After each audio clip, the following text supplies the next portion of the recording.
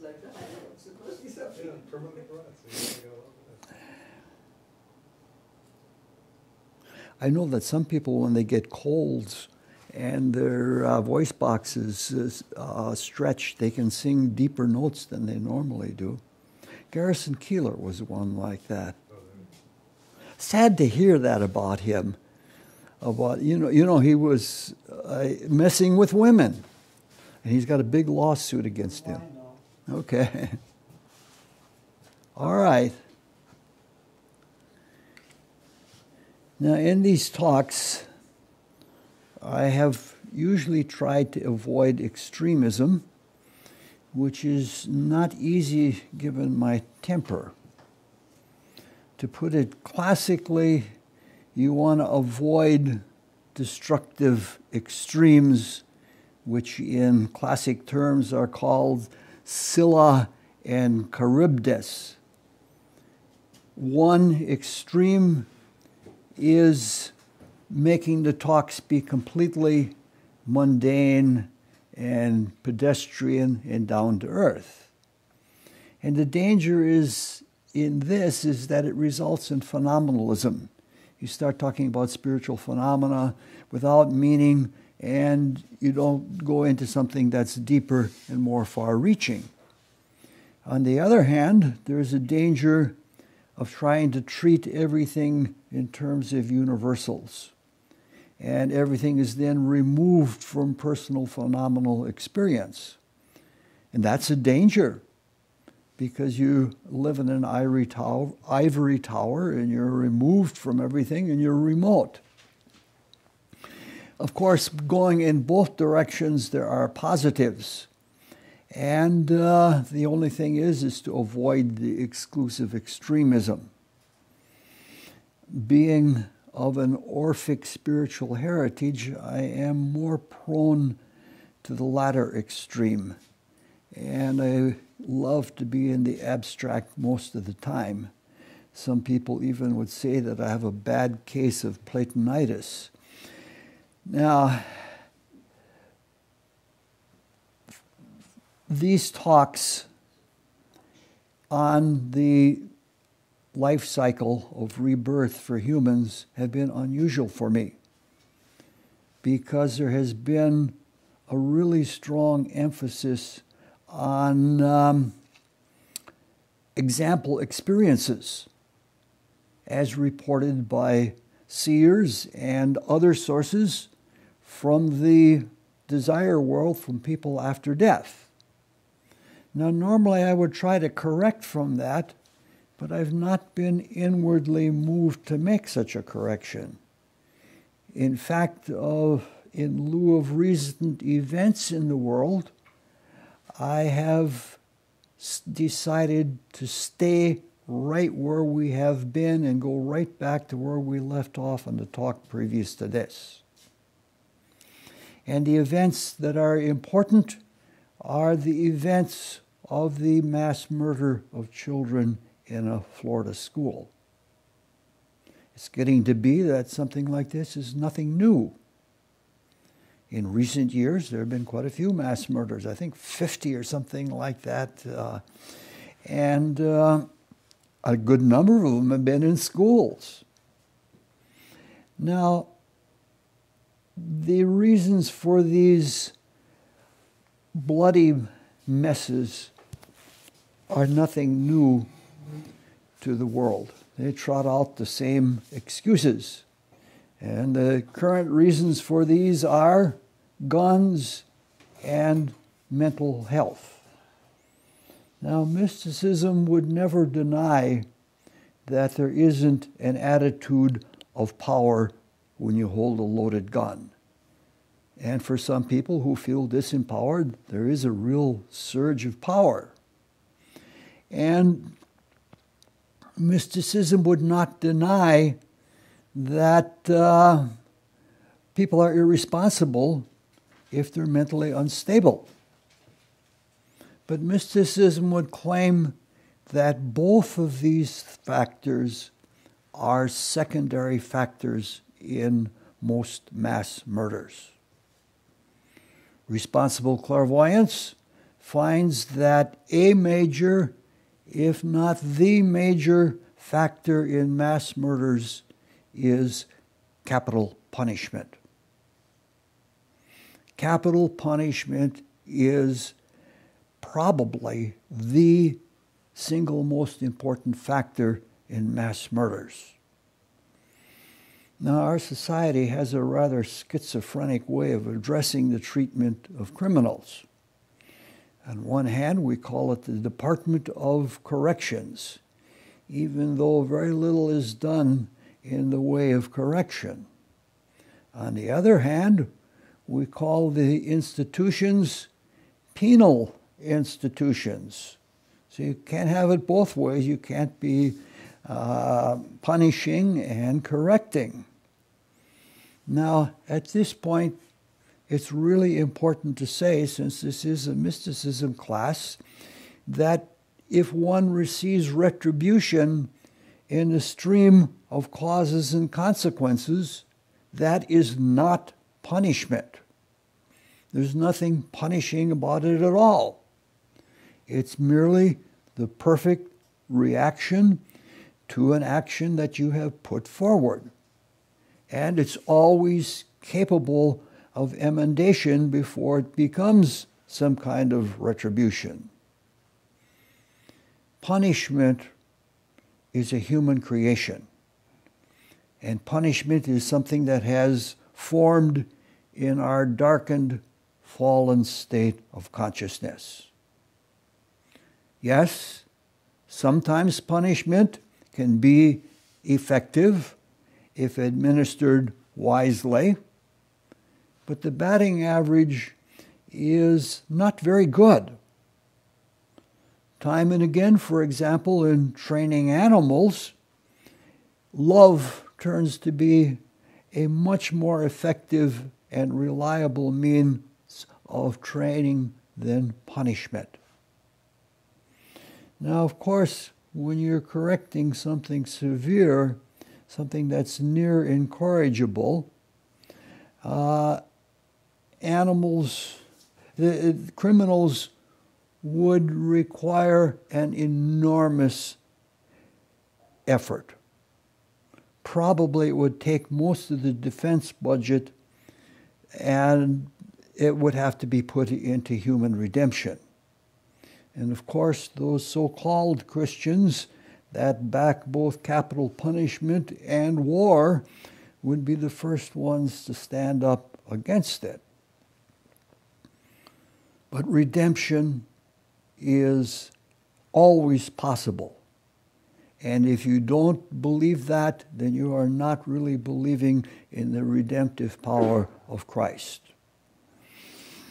Now, not all of the victims of capital punishment are perpetrators of mass murders. In fact, quite a few, if not most of the victims of capital punishment do come to that realization that it is more than just a punishment. It's really societal vengeance. Now you can demonstrate that very easily by looking at what happens when there is a mass murder and there is a capital punishment, or any kind of murder, and there's a capital punishment involved. The case that I remember most clearly is Timothy McVeigh. Remember the man that made the fertilizer bomb and blew up the office building on the date that was the reunion of the destruction of the Branch Davidians with whom he had sympathy. So the way it works is that some victims of capital punishment realize that capital punishment is societal vengeance. And if they happen to be of a very rebellious and malignant temperament, when they're released from the body, that hasn't changed. And if anything, their malice is stronger because there aren't the physical limitations to dampen it. So when they're removed from the physical body, they have greater scope for manifesting their deep-seated desires. Now, with that being the case, they can't find a way to declare a war against society. But what happens is that by the law of attraction in the desire world, they are attracted to other people who feel disenfranchised and rebellious. And they find someone who is unstable. And they pester them and egg them on until they until they produce a mass murder. So you can see that one mistake by society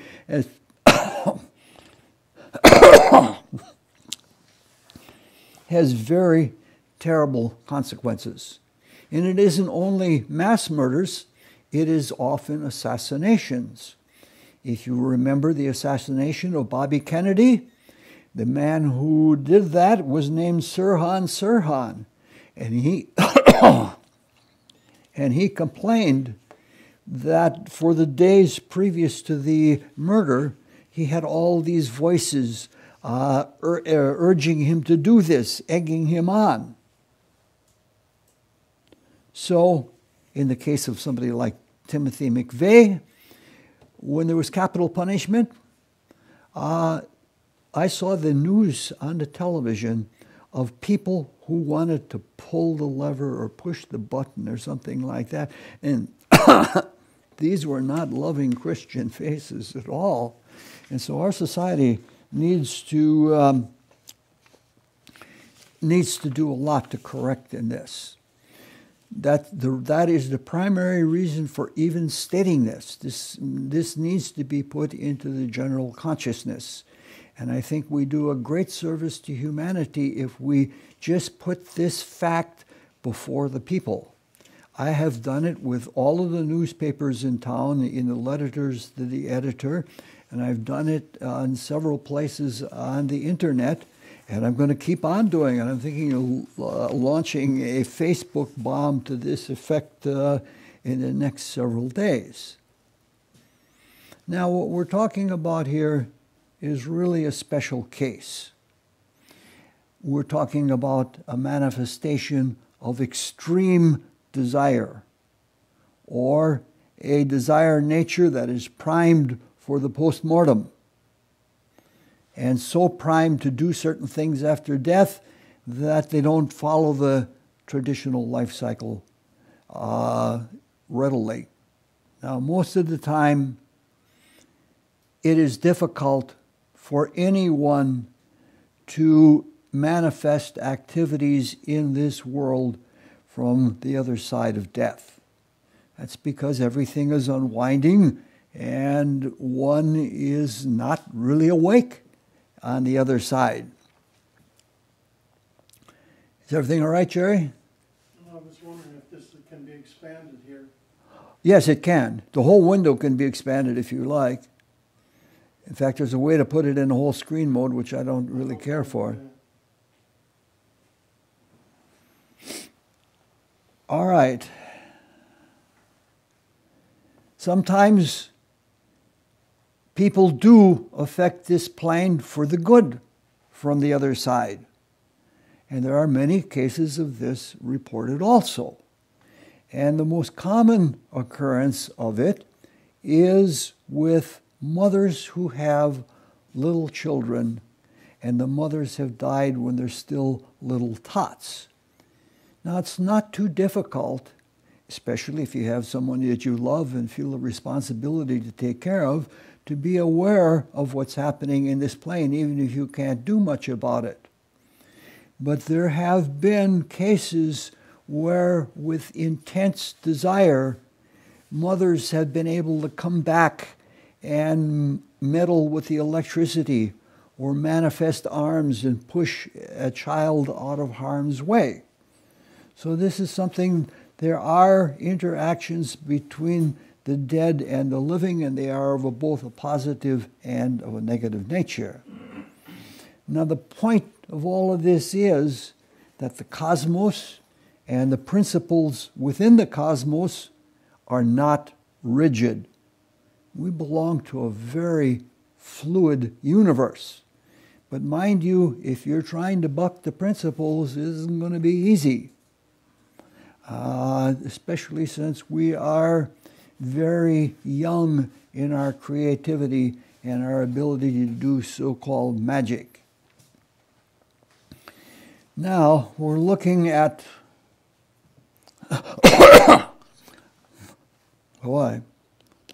applied or practical interactions between the living and the dead. And let's continue with that for a few minutes. Now, let's talk about the spiritual worlds. The spiritual worlds, as we've said before, are resonances within the one universal spirit. And because they are resonant within one state or one being, or beingness would probably be a better word, there is a spiritual maxim that says, whatever happens in one world affects every other world. This means that the universe is much more sensitive than we currently imagine. This is why a person has to be super sensitive and super controlled to be a reliable clairvoyant. Now, we've been looking at how the dead can affect the living. Now we want to look at least a couple examples of how the living can influence the dead.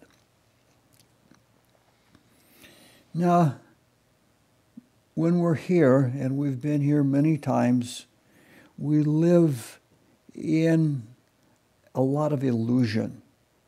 And one of the terrible illusions about our existence here is the fact that we think we are separate and discrete more than we really are. Now, our bodies are, our dense physical bodies anyway, are within the walls of our skin. However, our personal existence is much more than that. And it isn't also nicely discrete.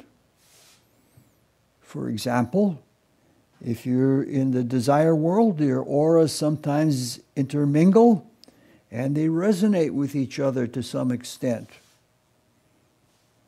If you go to a movie house and something horrendous happens on the screen, you can feel a wave going through the desire bodies of all the people in that movie. Now, suppose that we have intermingling desire bodies and they're in something like a church congregation. And that church has even the local parish or the denomination has an archangel that provides the feeling that you're supposed to get from that church.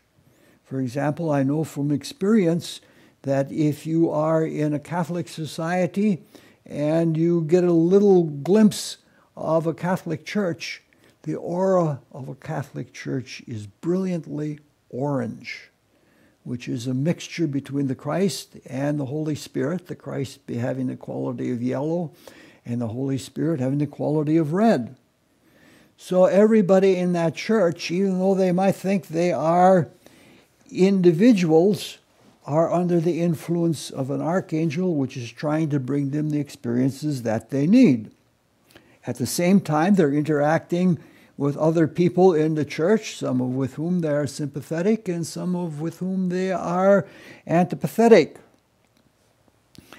And suppose that this church is in a strongly nationalistic country.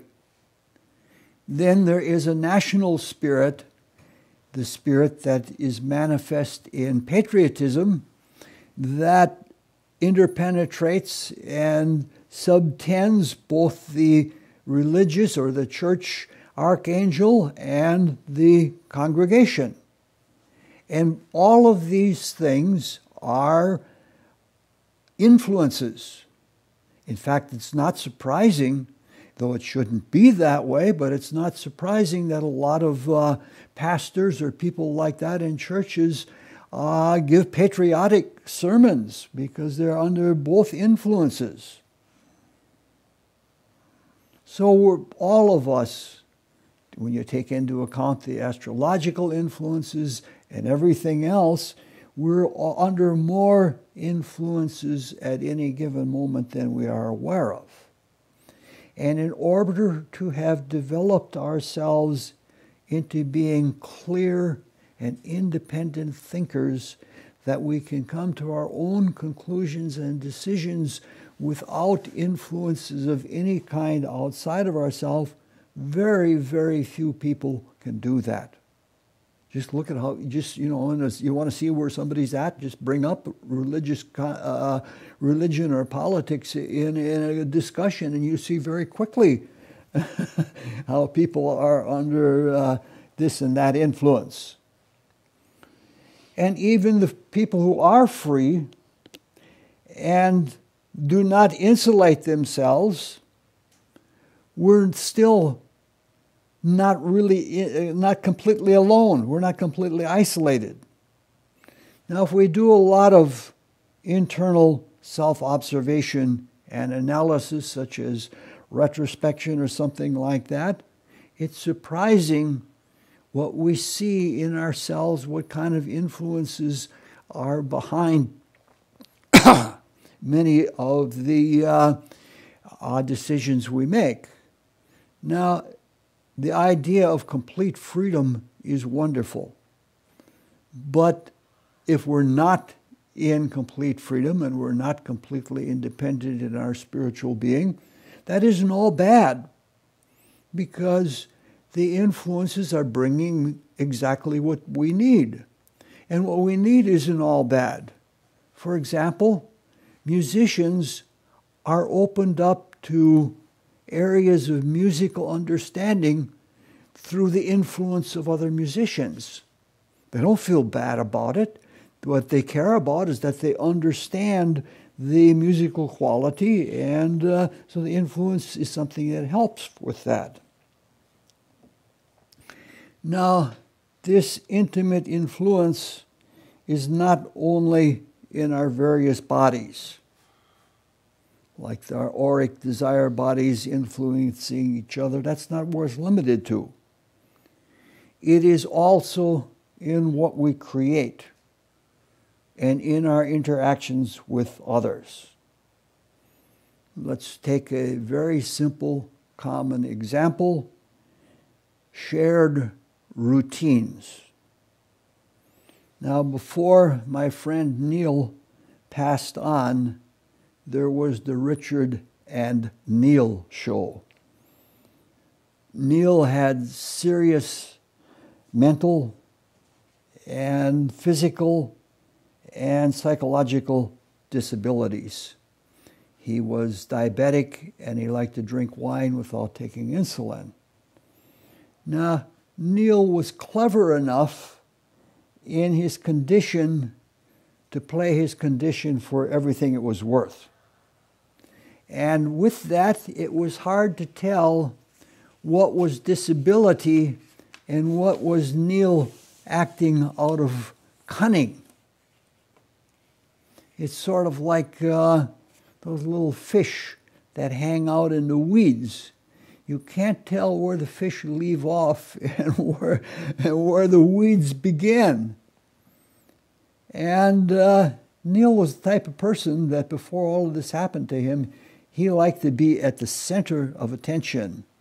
He was an alderman, and he always wanted to be around where all the big shots were. And when he had a Christian experience and was attracted to our activities here, in his insecurity, he always wanted my attention. And he wanted me to serve him, which is all right, but he sometimes wanted me to serve him in things that he could do for himself. Now, very few people perturbed me, but Neil could do that with alacrity. And the moment I would feel I was being used, I would become piqued. We obviously had some kind of destiny interaction before. It was the Richard and Neil show when he was around. It was a routine. Now, if you study astrology, Neil's sun was in exactly the same degree of the zodiac as my Mars. It didn't take much for his individual presence to trigger my anger, I guess. But when I look back at it now, it seems hilarious. But it wasn't then. But with our thoughts and our desires and our actions with other people, we build living elementals. Thoughts are things. There's no way you can have a thought and have it manifest in any of the concrete worlds without it taking and creating a thought form. And so, when we think together and feel together with other people and have a routine, we build entities that are made up of those elementals that we produce. We do this with just about everyone, individuals or groups or whatever. Now, if the individual is in a long-term intense relationship, such as with a spouse, this co-creation becomes quite elaborate. And on top of that, it becomes taken for granted. You just accept that. But nonetheless, you're still building a living form between you. And the association and the form that you build might be pleasant or might be unpleasant. Now, suppose one of those spouses dies. Several days after passing, that individual finds itself completely in the desire world. And it's doing what it's supposed to do. It is going with the unwinding or the undoing of all of its past desires as much as the spirit can bear at a time, and it's digesting the information or the experience that comes out of those past desires. Probably they begin in purgatory because the lower desires are least tolerable and have to be gotten rid of first. Now, some of the things that the person has produced in the previous life are shared with the people who are still living. Suppose in the case of a spouse, those routines there's still both sides tied to them. Now, this leaves the living spouse with a routine for which there is no partner. Now, this phenomenon happens, and there are little things about it and big things. Sometimes, in a little, the living spouse will remember this or that thing and would like to share what they did, but can't do it. And if the whole life was a living, shared entity, it's like having a large hole in your emotional life. Now, this happens even relative to public figures. A lot of people, when Jack Kennedy was president, had formed emotional attachments about him. It's exhilarating to be somebody like a president because everybody projects their positive stuff on you, no matter whether you're a good president, bad president, whatever. And that buoys a person up. But when that is done, you have a connection with that. Again, in the desire world, you have produced little elementals. And I can remember when John Kennedy died, many people had withdrawals because they suffered, because they could no longer contribute to this shared elemental.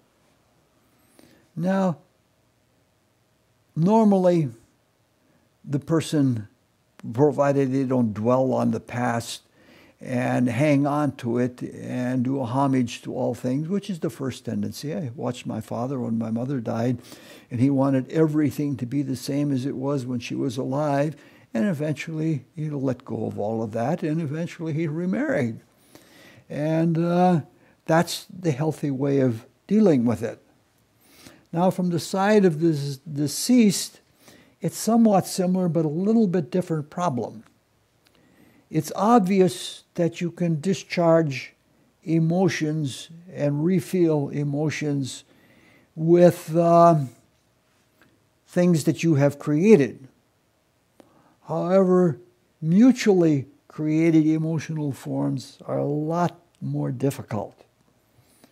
They're not the exclusive creation or property of one of the two partners. And the living partner might still be active in them. Now, this tends to hold the deceased in a problem longer. They have to stay in the desire world longer than they would like to, because they're held there because they can't dissolve some of the desires because they're bound up with other people.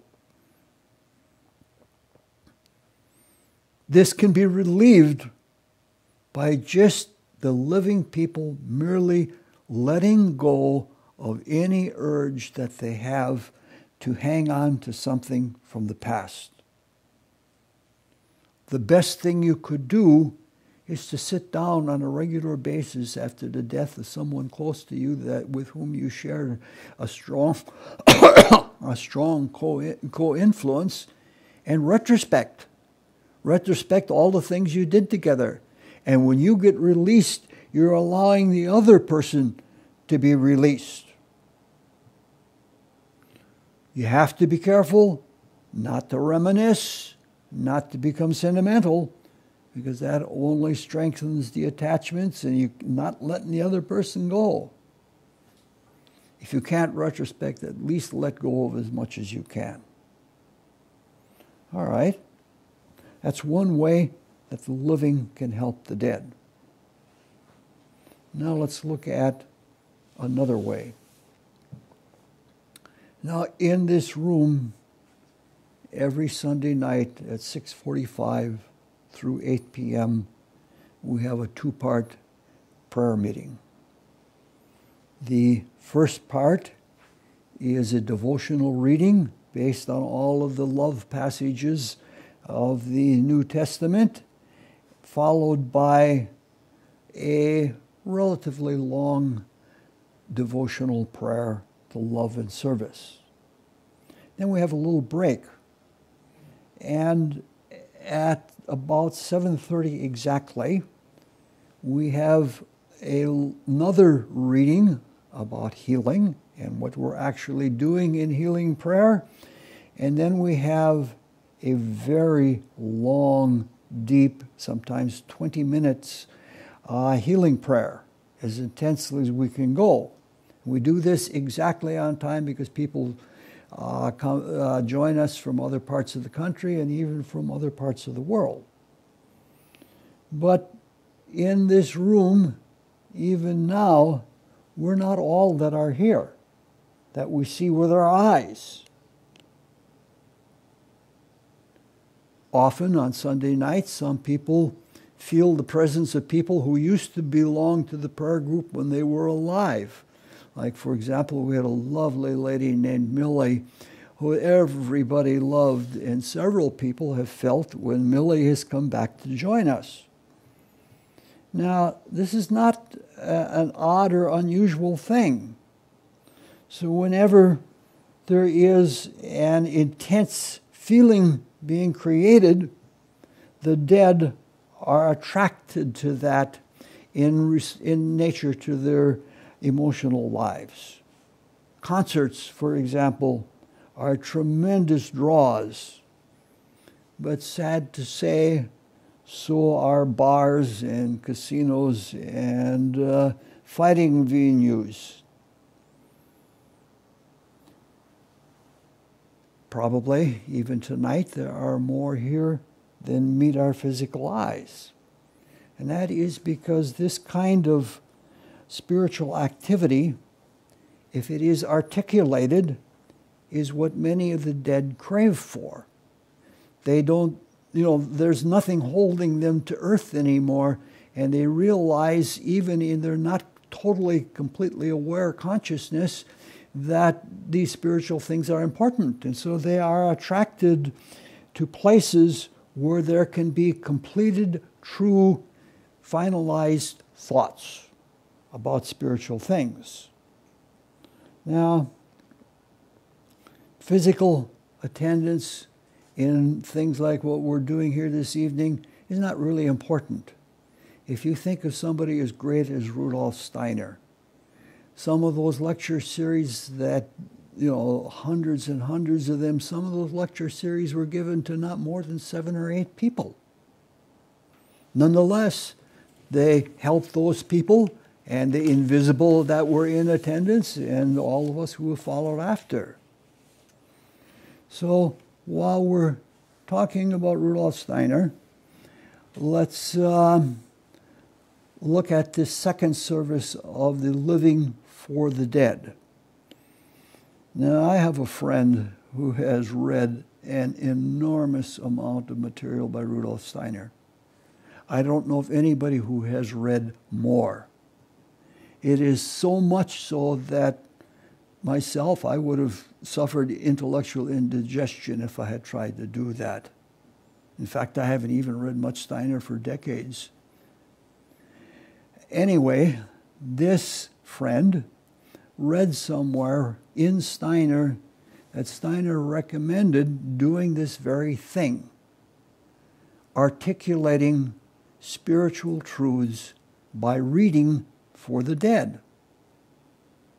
So what this friend does is he has an appointed time, and he sits down, and whether he can see the people or not, he sits down and he reads for a given period of time, and that's it. Now, what is read doesn't have to be from Steiner, it doesn't have to be from Heindel, it could be from Plato or Plotinus or anybody that's lofty and edifying like that, as long as the thoughts are completed and as long as they are articulated. And, of course, they have to be true. Now, when you do this, this helps a lot of people because they're not always active in purgatorial experience and they're not always active in direct heaven experience. They realize a need for soul food, and if you want to perform a service, this is a great service that you can do. But I doubt that many people here tonight are going to do it. But anyway, in your reading group, there are probably people in attendance there that are picking it up. All right. Now, we're still on the topic of interactions between the living and the dead. And it seems appropriate in this subject to talk about some of the dangers of illicit interactions between the living and the dead. Now, this is all part of a study on cosmology, and we've been saying that the cycle is the primary cosmological tool. We've been saying that there are many, many, many different kinds of cycles, some of which last from a small fraction of a second to some lasting millions of years. Now, in cycles, things come back. And they come back to us. When we are living in our linear consciousness, we think they're gone forever, but they come back. Now, we're really slow learners, and every being in the cosmos is very slowly waking up. So the cycle is a way that lessons can be repeated with very, very little increments of change, and by repetition after repetition after repetition, we wake up to things. But when things come back in cycles, we often don't recognize them, especially if there's been a reasonable amount of time and people don't study history or things like that.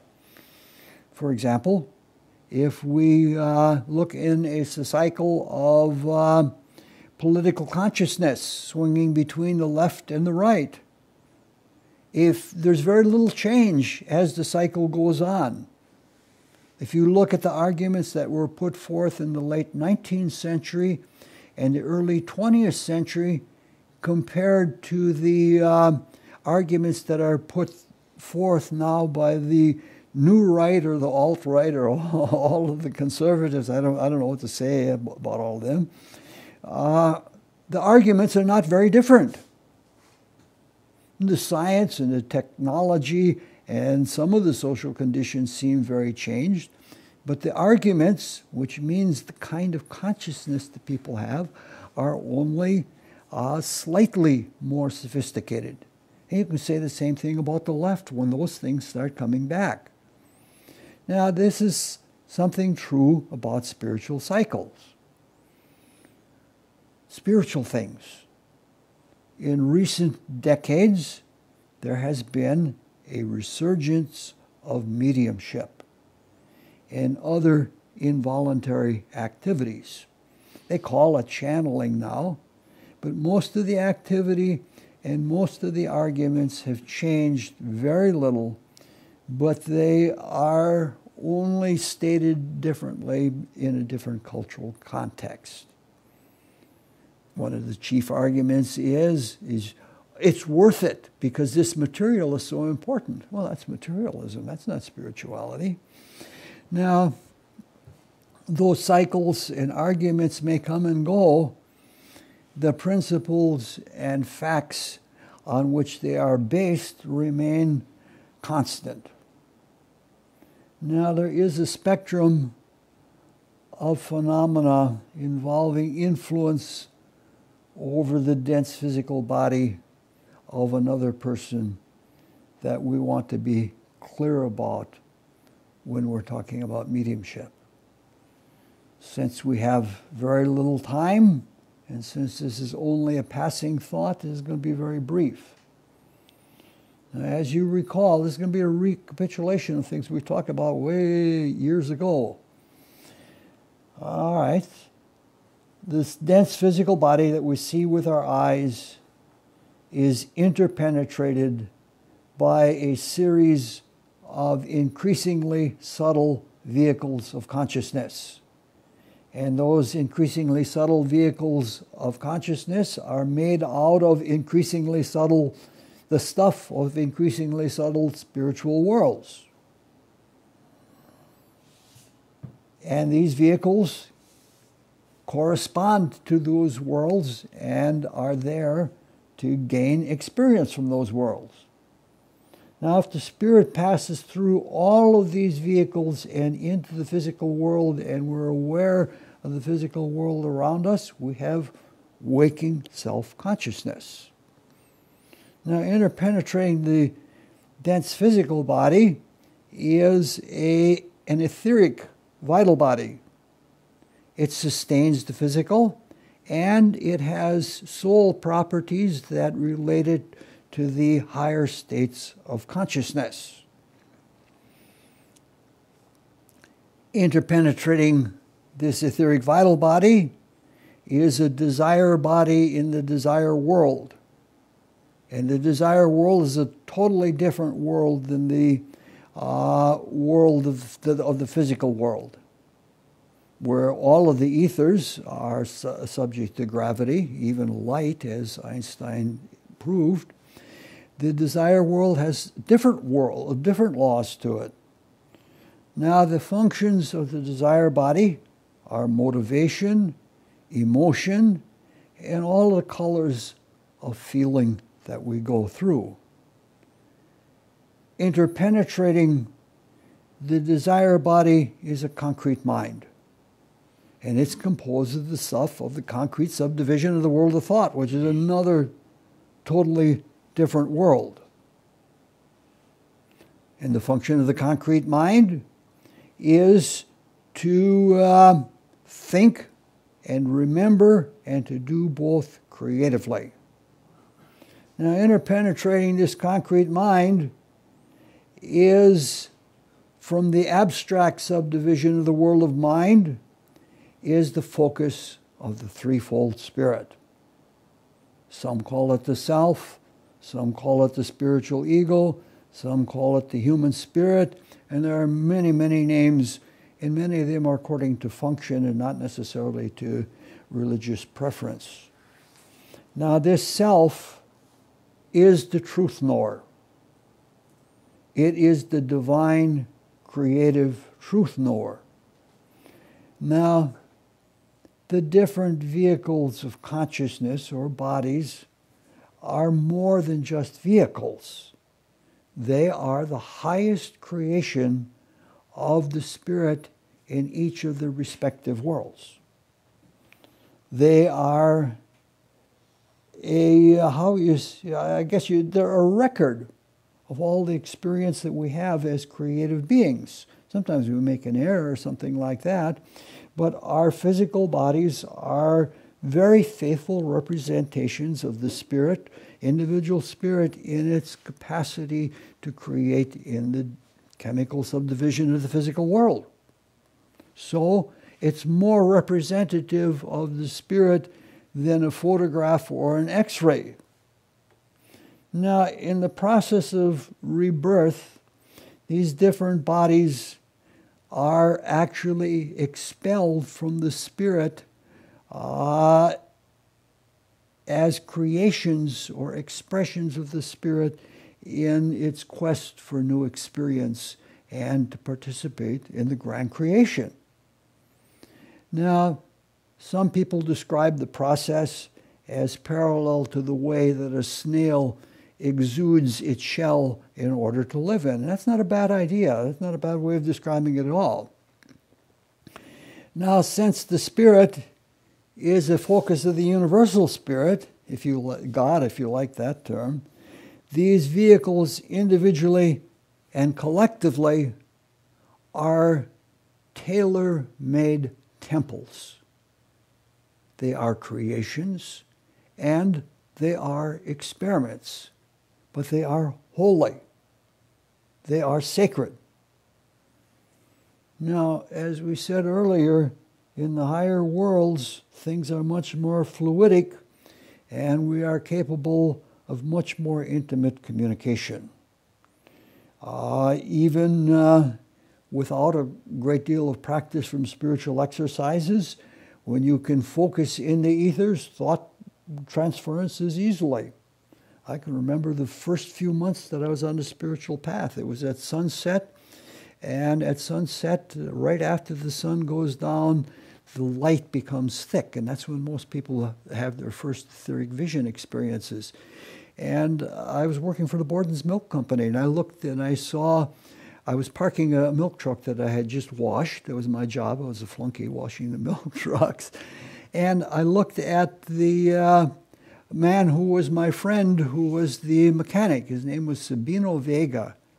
And as I looked at him in that light, I could see his aura. And I said to myself, well, he looks pretty healthy in that spiritual aura.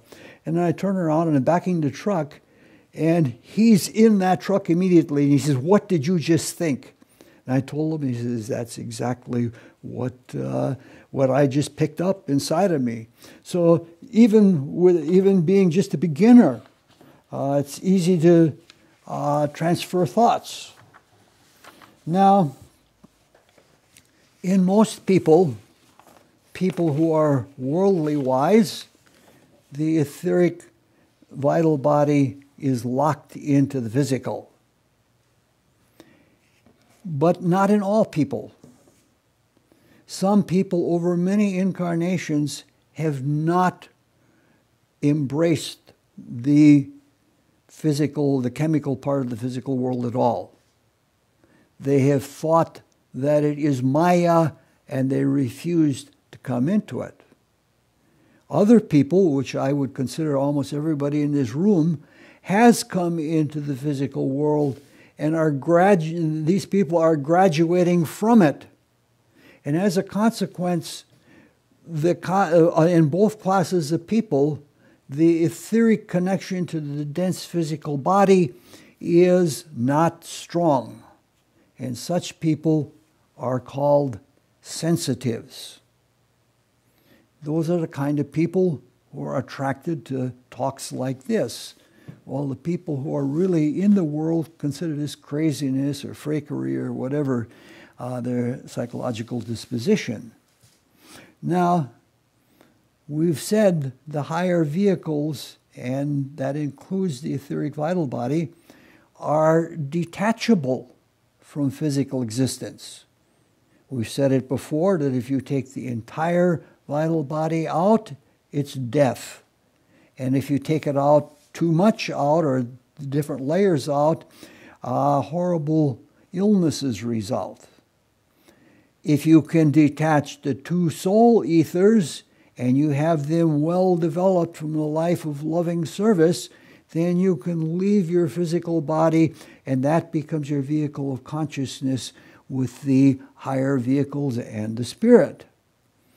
If you're not so developed, when you leave the physical body, you lose consciousness. It happens to us every day. It's what we call sleep. If a person is an initiate or someone who has learned to detach and has enough soul material, they don't go to sleep ever. Again, the physical body lays there and it's repaired, but the spiritual consciousness does not go to sleep. Now, it is possible, as an act of will and as an act of personal magnetism, it is possible to detach someone's higher vehicles from their physical body. And if you allow this to be done, and you allow somebody else to step in what is really your personal creation, that's called mediumship. Though nowadays they call it channeling. Now, in some cases, if a sensitive doesn't develop self-control or is careless, they can be frightened out of their body. And their bodies then get stolen, sometimes permanently. And such a thing is called spirit possession. Now, the degrees of mediumship vary. In some cases, the control, which is the name of the person who does this to you, draws out all but the chemical ether.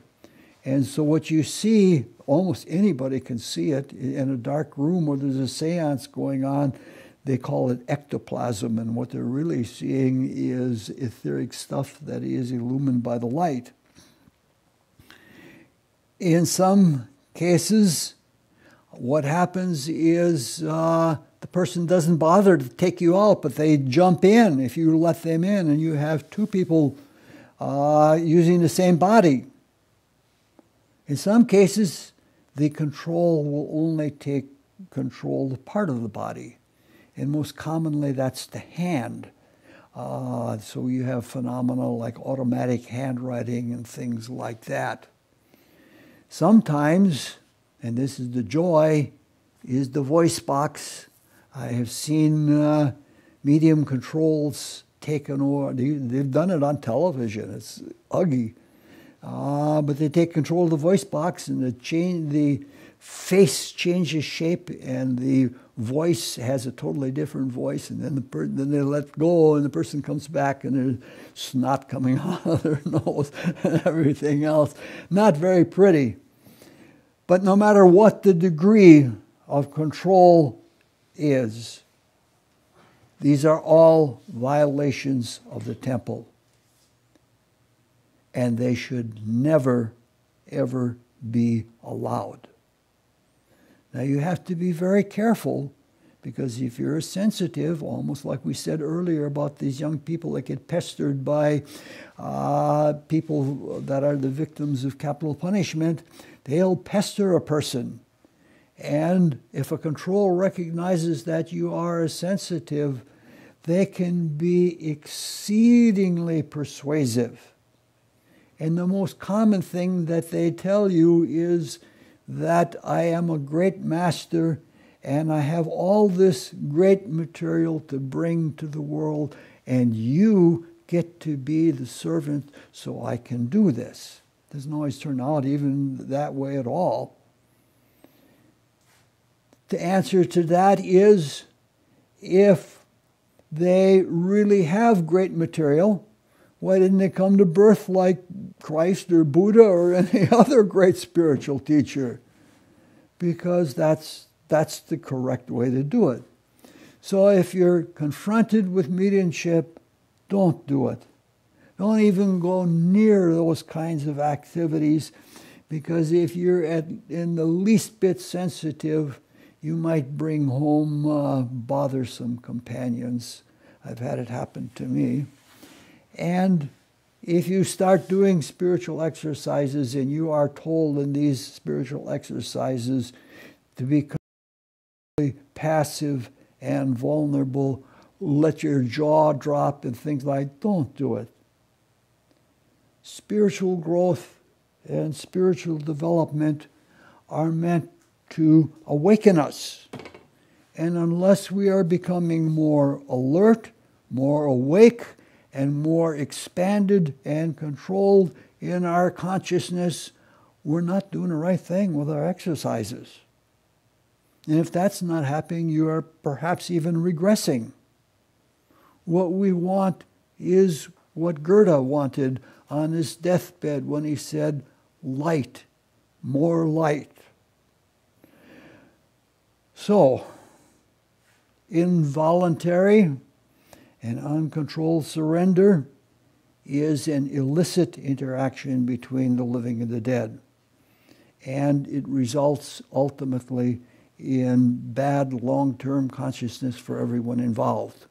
Because clearly we have enough trouble maintaining will in our bodies as it is, and if we start weakening our will by letting someone else take over, we're just making a spiritual future for ourselves that is more difficult. And that's as far as we'll go this time. I don't know whether we're going to continue from here or not next time. But it's questions. Geez, no, Bonnie isn't here tonight. She's watching on. Bonnie, you have to be here to ask questions, because these are the kinds of subjects that she likes anyway.